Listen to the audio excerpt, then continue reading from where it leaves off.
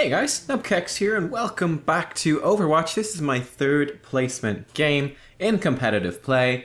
And and just to remind you, or in case this is the first episode you are catching of the series, this is my first time ever playing competitive Overwatch. I did dabble in Overwatch a little bit. I think I'm level 32 or something, which is really nothing, I guess. I did dabble in it when it first came out. But I haven't played much since, but I'm getting back into it now. I'm having a great time as well. I'm really enjoying it. I actually recorded a few of these placement games kind of in a row.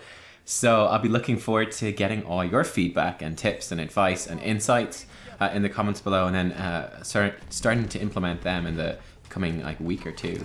But yeah, in this game, I'm going to be starting off as Lucio. And actually in this video, the last two I stuck with the same hero for the whole thing. And that's generally what I've been doing. But in this game, I am going to be switching around a little bit. Starting off, though, on Lucio for the first section. We actually have teammates that are talking here as well. How are you? God damn it. I think they know each other or something. Pretty good, man. I'm not entirely sure. Nice. But yeah, in this game, we actually had fairly decent teammates in terms of communication. They're mostly just joking, but... Sexy boy pussy. Yep. I love me some boy pussy. Spread the cheeks for me. Yeah, so they're saying a whole bunch of stuff about things I probably can't repeat without getting this video age-gated and stuff like that. But anyway, at the start they're just messing, they're just talking away, and really there's not much coming of it. And I thought it was kind of funny, once we get into the game, they pretty much stop talking and stop doing advice. But as we go through, there were some calls. You know, people were calling things out like, oh, there's a Genji coming down the right-hand side, or I've got my heroic, or something like that. Well, sorry, ultimate. A few things. For the most part, there's a lot of stuff as well, just kind of shouting out like, oh, I screwed up and stuff like that, which is not very effective. But certainly compared to most of the games I've played so far in Overwatch, these guys were a step above. I think still way short of what you'd be expecting or what you could bring, but still pretty good. That's one of the things that really struck me was, okay, well, if I want to climb up the ranks here in Overwatch, if I actually knew what I was doing, you could have so much of an impact on the game just by like jumping into your voice communication. I realized there you could like wall skate across. We take the first point real quick. But yeah, with voice communication, like making some calls like, okay guys, let's group up. I'm going to push up here. Let's try take him on the left-hand side. You know, they've got, you know, their Genji is flanking around the right. You can make so many little calls like that that could have a huge impact on the game. And it's been hugely underused, actually, from the games I've seen. We actually got a kill there somehow. Kind of unintentional. But yeah, we absolutely blasted through that first point. It was really good. We had this sort of long-ass fight on the left-hand side, that first point. And a few of our teammates did sneak through and take it out. Unfortunately, Reinhardt does go down. And there's this Tracer is all over the place. But yeah, very successful initial start right there. I'm gonna try push in here a little bit. Roadhog does go down, and we get hooked in, and we get blasted away. So that is that push over there. Lucio did burn his sound barrier though. I fucked up. So that's okay. Yeah, the teammates are talking here. Yeah, I fucked that up. Jesus Christ. Not as bad as I messed up my own, so. Please, please, our every father is Allah. Oh, okay. I'm sorry, Daddy. We still got this. Yeah, we got 5 I love this as well. Like our soldier 76 turns around and is like, guys, so we still got this. We still got this. It's like, well, yeah. I mean, this is going great so far. Sure, we had one failed attack on the enemy's point B, but I mean, we just rolled over them on point A. Like, I don't think that could have gone really any better, realistically speaking. So we're doing just fine. We got loads of time left on the clock as well. I just thought it was kind of a funny insight into maybe the sort of mentality at like these sort of leagues, these sort of levels of play, that if you make one failed attack, it's kind of like cause to start panicking. I thought that was really interesting. Like, why would you kind of be freaking out there? Like, things are going great. Gonna pop the sound barrier here as we're pushing in. There's a Mercy Resurrect, so following up on her heroic with ours to try to just maximize that pushing potential. Right here, I think I made a big mistake of being out in the open when I should have been, you know, channeling the objective and staying on the objective while also staying kind of to the left-hand side near walls that I could shelter behind. So that was kind of something I took away from that one.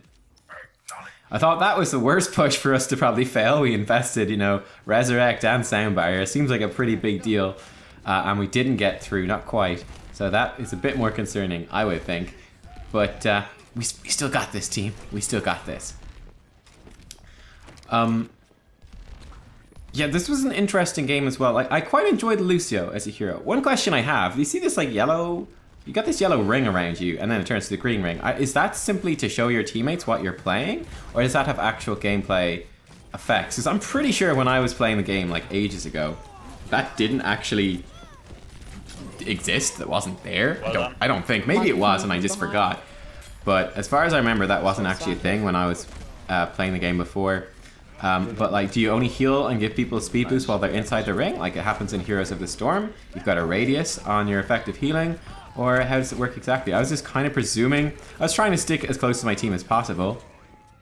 We get taken out by the McCree. I remember this actually. Like, watch it. This guy's like, wait, like, what the fuck? What? How? What? Bullshit. Anyway, he takes us down, and the rest of our team soon follows. So we're just gonna hang out here. Not gonna rush in on our own and try to like 1v6 the entire enemy team as Lucio. We're gonna wait for our teammates, then give them a speed boost to try get them inside. One of the things that I find kind of interesting as well is, certainly in Heroes, you don't get that much use out of Lucio's amp it up speed. It's just not something that's really in the meta at the moment. It's all about amping up the heal. I don't know how it works really with him in Overwatch. Like, how powerful is amping up the heal? Obviously in Heroes of the Storm it's an absolutely massive deal, and especially with talents that you always pick up, the heal becomes incredibly powerful. Our teammates there call for the sound barrier, so we pop it out. I didn't know that it was necessarily a great time to pop it. We just seem to be kind of walking forwards across the bridge. But we push the enemy away and we actually take point B. So yeah, right there. I don't know why that was a good time to sound barrier per se. I would have thought maybe we got a little bit closer would have been better. But my teammates made the call. I went with their call because I know I'm a noob. I don't really know. I've got ideas, but I'm not really sure about anything. So kind of succeed to their wishes. And hey, it works out. We pop the sound barrier. And we're more than happy with that. We actually take the point out and win the first round there. At this point, I'm thinking, I'm going to switch up heroes. Lucio's cool, but I kind of get Lucio. It seems like he's fairly straightforward. He's fairly simple, very similar to how he is in Heroes of the Storm. I figured that switching up to... Yeah, these guys are weird, man. They were also kind of flirting with each other at one stage, which is kind of strange. It was kind of awkward. I don't know what was up with that. But anyway, yeah, I'm going to burst out the Zenyatta this time around. He's a more difficult hero, but I thought this would be kind of fun to give it a go. We also have another healer on the team as well. So I said this is a good opportunity for me to try out more of a damage dealing hero. Cool. Nice. A more aggressive healer in terms of the basic attacks. We've got to practice our aim a little bit more. And this will be good practice for me to try to sort of ease that transition from playing the supports that I have been playing into playing maybe some more damage dealers moving forwards, because I know that my aim is not going to be good and it's definitely a weak point. Which is really awkward. I get it all the time. No. But yeah, hopefully there's the levels, I've mixed the sound levels for this video in such a way that my voice isn't clashing too much with theirs.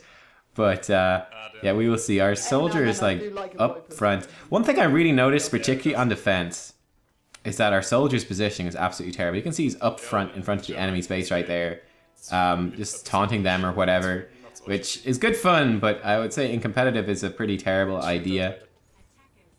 So he's making his way around, but he might even be slightly late to be up here and be actually shooting and defending. Like, I don't actually see him here quite yet. So we'll see how that works out. Right, okay, he's here now, good.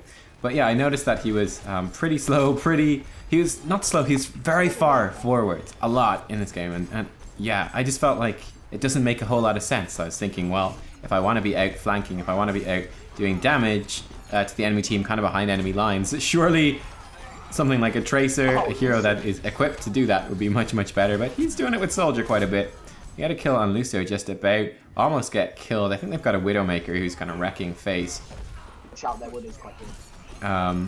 Well, so a number of our teammates go down. We're kind of stuck in the corner here. I know I'm going to die, and honestly, at this stage, I'm just trying to die. Our whole team is dead, and that point is completely overrun. So yeah, at this stage, I just want to die and respawn with my team and set up our defenses at the next point. Figure this one, it's just pretty much gone, unfortunately. People are rushing forwards and dying as well. I think that, again, it's definitely something I noticed that was really interesting. I was kind of saying, look, our position here is so bad. Our whole team just died. We're just going to respawn and we're going to run in and we're all going to be killed and it's going to be horrible. There comes a time where you have to cut your losses. This is also something that Heroes of the Storm players find especially complicated or difficult. I just campus now. I guess it kind of comes from single player games a lot, you know, where you're never at such a disadvantage. And single player games are for the most part designed so that you ultimately win. Even hard ones are designed so that you ultimately win. Most of them. So I think that kind of comes in that it's kind of, people find it difficult to grasp that, oh, we're actually losing this and we have to actually give something up that matters. It happens all the time in Heroes of the Storm as well. You know, people will dive in for objectives or dive in for fights that they are going to lose. We get sniped by Widowmaker. She just took me out. I probably should have not been playing this hero anymore when they've got a Widowmaker. I think, can she one-shot me? I don't know, but she's got good aim anyway, so she's doing pretty good damage. Oh yeah, I think when I first played this game, Zenyatta had 150 HP and could be one-shot. Looks like that's been changed. I think Widowmaker was nerfed as well, but we've got Widowmakers on both teams, so I don't know if that's actually true anymore. I thought she'd been nerfed, and that was one of the things that I liked, because I really didn't enjoy playing against her very much. It's kind of annoying. But yeah, it definitely seems to be a thing in Overwatch 2, that right there, you know, people kind of panic and they dive towards the objective when they're never going to take it back. And then instead of just accepting the loss, sitting back and then setting up for the next fight and going forwards in a good position, they panic, they desperately try to defend something that's already lost, and then not only do they lose it anyway, but they leave themselves crippled to defend the next thing. Now, it worked out fine here, but I thought that was just an interesting point to note, just in general, about sort of the strategies in these kind of games. Big Monkey jumps in on our face. We're going to try hit him and successfully miss every single one of our attacks right there. Like a boss. Try and stay close to them. I noticed the Pharah was coming in here for a flank, so I popped by ultimate. I actually don't know if this does. I just know it does a lot of healing. I don't know if it makes people invulnerable or if it just makes them heal really quickly. But anyway, I noticed the Pharah was coming in for the flank, and I was actually really happy with that. I thought I did a nice job actually on that one, which was good, redeeming the fact that I haven't been necessarily playing the best Zenyatta so far, was that we did manage to hopefully mitigate most of that Pharah's ultimate right there, her death from above, or whatever it is called. This Genji's been a real pain in the ass, real pain in my ass. Enemy team pushing in with Sound Barrier. This is a very strong push for them. We have our Healing Globe on this guy. And here I actually kind of screw up, so I'm kind of juking back, trying to do some damage to this guy. Did not realize he could kill me so quickly, and Genji just finishes me off. Got very greedy. If I was a better player, I should have won that fight, that 1v1, I think, probably. Or at the very least, I should have known that he could actually just burst me that quickly. Didn't realize it. Didn't realize that his dash move would hit so hard, actually. So we do get taken out. Luckily, our team still has control of the point, and we're going to be okay here. You can see our soldier is like literally miles away from the team. Like, I don't know what he's doing. My understanding is that on soldier, he's kind of the guy that sits in the middle of his team, you know, behind the Reinhardt shield, and just blasts loads of consistent damage into the enemy team at sort of mid-range.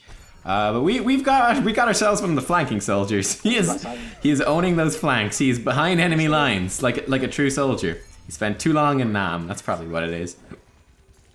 Right here though, enemy team pushing in on the right hand side. Turns out it's actually like the whole enemy team, so that's kind of scary. Soldier dies again, unfortunately, and now we're probably gonna get fairly run over. Enemy teams coming in from all angles, and I get hit in the back by the Reinhardt. Nice charge by him. Again, I figure I was actually just a little bit too much out in the open. That's something, sort of mistake I'm making, is that I'm focusing on being on the point. That's a really good resurrect. Focus on being on the point, that's another mistake for me.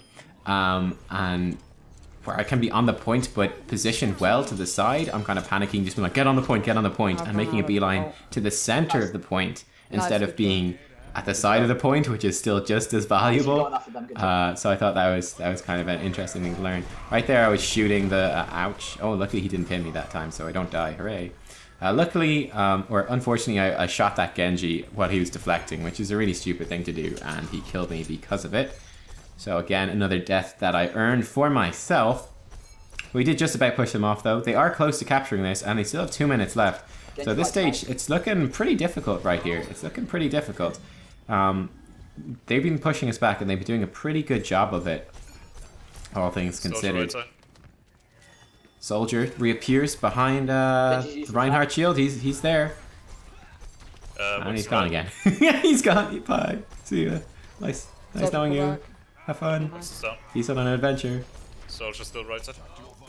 It looks like they're gonna be pushing down the right-hand side again. So that is something that we need to turn towards. Soldier goes down. The soldier flank not working. Shockingly. We do have our ultimate here ready. It might be worth popping. Enemy team pops sound barrier and then make a push onto the point. I know that our soldier is dead, so it might be worth using. Unfortunately, Mercy is dead as well. At this point, my lack of knowledge about the map gets me. I'm not sure which way to go. I think this is the way back into the spawn. I'm like, okay, I escaped. I'm like, wait a second. He's the enemy team. Oh shit, wait, I'm on the point. Oh shit. So yeah, that's lack of map knowledge right there. I thought I'd been going down this little side passage to our spawn room where safety and heals, I thought I was coming here where safety and heals await. Little did I know I was walking back into the point, which was covered in enemies. Very scary. At this stage, there's a Genji behind me. I don't want anything to do with him, so I'm just going to run away, which is probably going to be my death.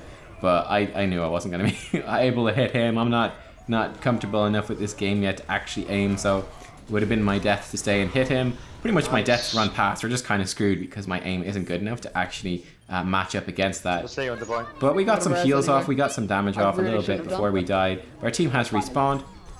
And we're actually holding this. There's only 19 seconds left on the clock, so this is actually looking pretty good for us at this stage. Genji, though, has his Dragon Blade out, and he is jumping around there, killing loads of people, killing me as well. I think it's a triple kill for Genji. We won already. Genji has some... One of the first tips you guys gave me was to turn the sensitivity down. Genji absolutely not adhering to that idea. And the enemy team does actually grab the point. High sensitivity Genji, giving himself probably some serious vertigo and serious headache from all that jumping around. Does rack up some kills and actually goes 2-all. Something I don't know is how this works. Like, how does this work? So both teams got the thing. Their team says 0 seconds remaining. So what exactly happens here? How does this go down? I was going to go back to my Lucio for attack, seeing as that worked really well the first time. But it actually gets taken away. So I said, you know what? I'm going to switch up to a warrior. And I figure Zarya should actually work really well here. Considering that we've got like this very strict time limit to push in and try to take the objective, apparently. I think this should be very nice. This should be pretty effective. We can push in. The enemy team probably gonna hopefully panic a little bit in terms of their defense, and we can rack up a lot of energy with the Zarya shields and start pumping out some extra damage. Again, our teammate does pick Bastion here, and a couple of our teammates disagree with it, but then a couple say it's good. I'm very curious about that, because this seems to be a terrible idea. Maybe. What? So good. Bastion's pro. So they're saying that Bastion is pro and that Bastion's really good here. I don't understand that at all. Because I'm looking at this going, we've got a really short time to get in here. Bastion is a slow-moving character that needs to set up on positions. Surely like a more quick, mobile, aggressive character would be much better. It just seems bad to me. But anyway, gonna give a shield on that Pharah as she flies in, because I know that the enemy team has been running things like Genji and Widowmaker quite a lot. So we might be able to exploit that a fair bit. Our team, we're flanking through the left-hand side, looks like. So we're going to come up here and start pressuring through. Someone falls over there. We're going to chase this soldier off. We've got 2 minutes left on the clock, and this game was getting very tense at this point. Notice there's a fight going on in this particular room, so I'm going to give a shield to that Reinhardt. Going to push forward. We take out the enemy Reinhardt. We take out the enemy Monkey as well. Someone's sprinting over there. Going to chase them, then realize, hang on, I should get onto the point. Someone skids in, and I wasn't even sure who, to be honest. So I went back and tried to blast them back. The Bastion sieged up on the point and instantly died, but we do push him off and actually secure the objective for ourselves in the end. So again, I have no idea how this sort of final sudden death type thing works, but yeah, we won. So I suppose that is the main thing, and that is placement game number 3 down, and I think that is actually 3 wins out of 3. So yeah, this was a fun one. I was trying to get past that. You know, we stuck with the support theme with Lucio, but then starting to branch out a little bit with Zenyatta, practicing some of our aim, and then actually moving into, you know, a supportive type warrior with the Zarya. I thought this was a really good play. Like, their Genji seemed really good. I mean, my head is fried from just all that mouse going nuts. That was crazy. But, yeah, he seemed pretty good. He seemed pretty good, all right. The enemy team actually had a diamond player on it as well. But I gave my vote here to the Genji because that was pretty freaking awesome. And he was definitely a nightmare to play against. And, yeah, again, if you guys have any tips, any advice that you want to give me or pass on, anything about the team compositional questions I was asking, that would be cool. Also, I'm very curious to know where Zenyatta fits in the meta, because I felt like the Lucio went okay and the Zarya went okay, not so much the Zenyatta, so curious to know what you think. Thanks for watching, guys. Catch you all next time. Bye-bye.